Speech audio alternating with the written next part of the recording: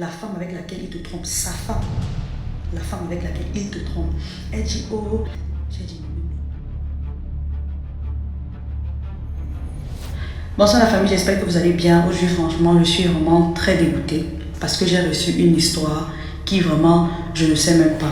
Avant de continuer, je tiens à préciser que je ne suis pas coach parce que plusieurs d'entre vous viennent en inbox me demander conseil et tout ça.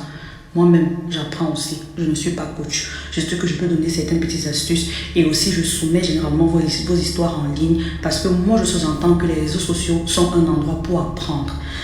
Quand bien même on veut nous faire croire le contraire au jour d'aujourd'hui, en temps normal, pour ceux qui utilisent bien, les réseaux sociaux sont un lieu pour vraiment apprendre et pour s'entraider. Donc c'est pour ça que je soumets des histoires, c'est pas que je suis coach.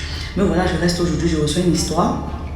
La dame, franchement, directement, déjà, je l'ai bloquée parce que l'histoire, vraiment, m'a fait même vomir. Elle vient carrément, apparemment, c'est une jeune dame de, je ne sais pas, 33 ans par là. Elle sort avec un monsieur qui est marié apparemment. Sauf qu'elle dit qu'au départ de leur relation, il ne lui a pas dit qu'elle était mariée. J'espère que les 3 minutes suffiront parce que je veux vraiment finir là-dessus. Il ne lui a pas dit qu'elle était mariée. Et après, elle a découvert. Elle dit, j'ai débarqué chez lui un matin. J'ai créé tout un scandale. Heureusement, pour n'était pas là, sa femme était là. Sa femme est sortie, je l'ai copieusement insultée. Et quand je vois même la femme avec laquelle il me trompe, j'ai dit, Seigneur, le cœur a failli sortir de mon corps. La femme avec laquelle il te trompe, sa femme. La femme avec laquelle il te trompe.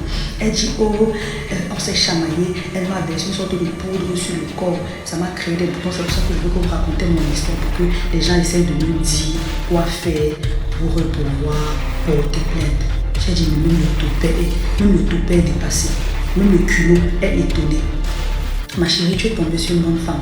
Parce que directement, je t'ai bloqué. Je ne peux pas comprendre la douleur que ça fait déjà à une femme de découvrir que son mari a une liaison dehors. Toi, tu as découvert qu'il te trompait soi-disant avec son épouse. Tu es allé chez lui créer un scandale. Ça t'a fait mal, n'est-ce pas? Mais tu arrives là-bas, tu vas blesser une autre femme qui est dans son foyer et tu cherches comment porter plainte parce qu'elle t'a versé une poudre sur le corps. Comme je t'ai dit, tu es tombé sur une bonne femme. Comme vous aimez toujours attaquer, mépriser, vous dites que non, vous êtes au calme, vous maîtrisez, vous avez le monopole du savoir, la force extrême.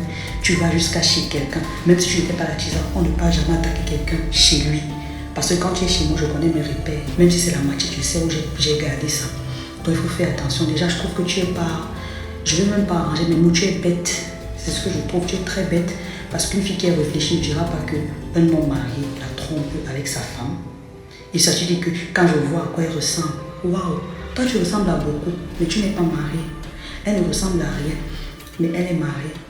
Et je suis sûre qu'après ton scandale là, l'homme marié là va définitivement te quitter. Et il fallait que tu tombes sur une femme un peu plus difficile que celle-là. C'est la cible qu'elle allait laisser sur ton visage. Franchement, arrêtez. Respectez les gens. Respectez.